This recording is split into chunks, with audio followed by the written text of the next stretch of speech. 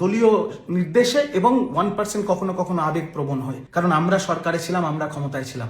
আমি শুভেন্দুদার কাছে সেই সকল মন্তব্যের জন্য ক্ষমা প্রার্থী, কারণ বিজেপি যে সৌজন্য দেখিয়েছে, বিজেপি যে উদারতা দিয়ে দেখিয়েছে, বিজেপি যে প্রোটেকশন, তৃণমূল কংগ্রেসের মুখপাত্র যে সবচেয়ে ভোকাল ছিল বিজেপির নেতৃত্ব এবং বিজেপির বিরুদ্ধে, তাকে যে প্রোটেকশন দিয়েছে, যে সহযোগিতা তার সাথে করেছে, এটা আমি এই ঋণ আমি জানি না আমি শোধ করতে পারবো। যে দলের হয়ে প্রাণপাত করে প্রচার করার সময় দলের মুখপাত্র হিসেবে আমি যদি কোনো অশালীন মন্তব্য করে থাকি, কুরুচিকর মন্তব্য করে থাকি, কুৎসা করে থাকি, ব্যক্তিগত আক্রমণ করে থাকি, বিল অফ দ্য বেল্ট আক্রমণ করে থাকি, দলীয় নির্দেশে বা কখনো কখনো আবেগপ্রবণ হয়ে, আমি তার জন্য মন থেকে ক্ষমা প্রার্থী, মন থেকে ক্ষমা প্রার্থী। আমার দল তৃণমূল কংগ্রেস কাউন্টিং অবজারভার করে পূর্ব মেদিনীপুরে পাঠায়। এবার যখন সারা বাংলা জুড়েই যে গেরুয়া সুনামি আমরা দেখেছি, সেখানে পূর্ব মেদিনীপুরও তো তার বাইরে ছিল না। পূর্ব মেদিনীপুরে যখন তৃণমূল পিছিয়ে ব্যাকফুটে এবং বিজেপি হৈ হৈ করে জিতছে, তখন শেষ মুহূর্তে আমি পূর্ব মেদিনীপুর থেকে বেরিয়ে আসি এবং বাড়ি ফিরে আসি।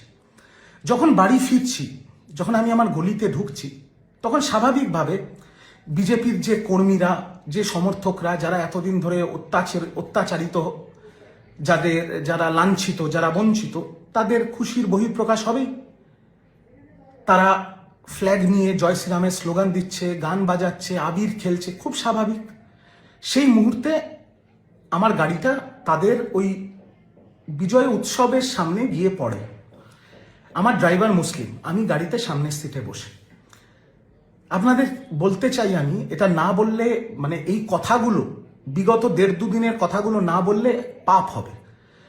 আমার মণ্ডল সভাপতি সেই সময় যদি সে চাইতো, আমার গায়ে আবির লাগিয়ে দিতে পারতো, আমার গাড়ি ভাঙচুর করতে পারতো, আমার মুসলিম ড্রাইভারকে মারতে পারতো, আমাকেও চত্থাপ্পড় মারতে পারতো। কিন্তু তারা কি করেছে?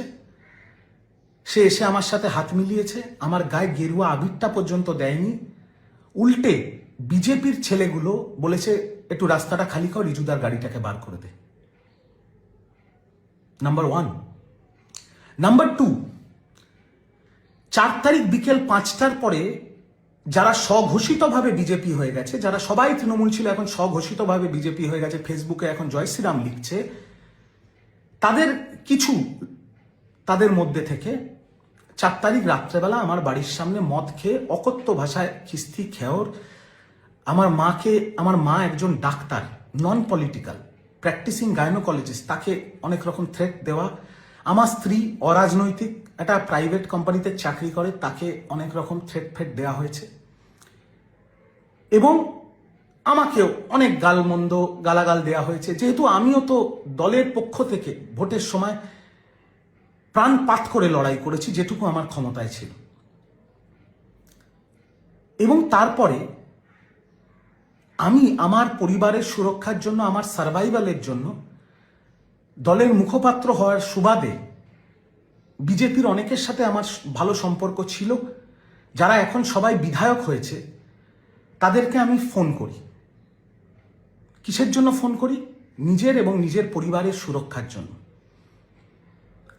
এবং আমি স্পষ্টভাবে বলতে চাই যে বিজেপির এত ব্যস্ততা, 9 তারিখ তাদের শপথ গ্রহণ, প্রতিটি বিজেপির বিধায়ক যাদের আমি ফোন করেছি, তারা 2টো রিংয়ের মধ্যে আমার ফোন ধরেছে।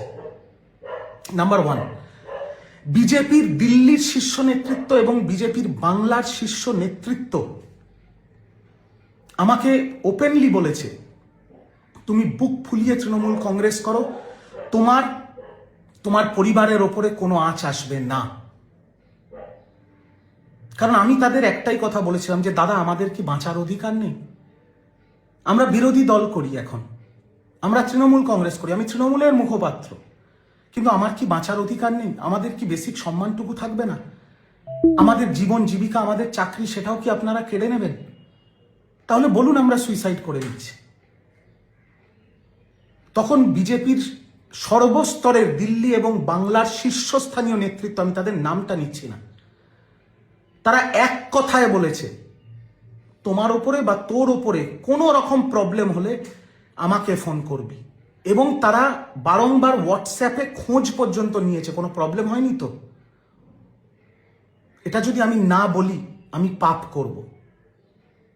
তারা আমাকে স্পষ্ট বলেছে, রিজু, তুই তুই যা করেছিস, যা ভাষণবাজি করেছিস, যা ডায়লগবাজি করেছিস, কর্মীদের মনে তোর জন্য রাগ আছে, কিন্তু তুই দলের মুখপাত্র হয়ে করেছিস। তুই কারুর বেআইনিভাবে জোর খাটিয়ে জমি কেড়ে নিসনি, বাড়ি দখল করে নিসনি, কারুর বাড়ির মা বোনের গায়ে হাত দিসনি, কাউকে মারধর করিসনি আমাদের কোনো কর্মীকে না। তুই কোনোদিন ফলস কেস দিয়ে কাউকে থানায় ঢুকিয়েছিস, জেল খাটিয়েছিস।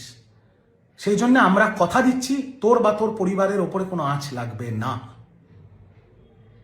कभी कभी हम दुनिया की परेशानी দলীয় নির্দেশে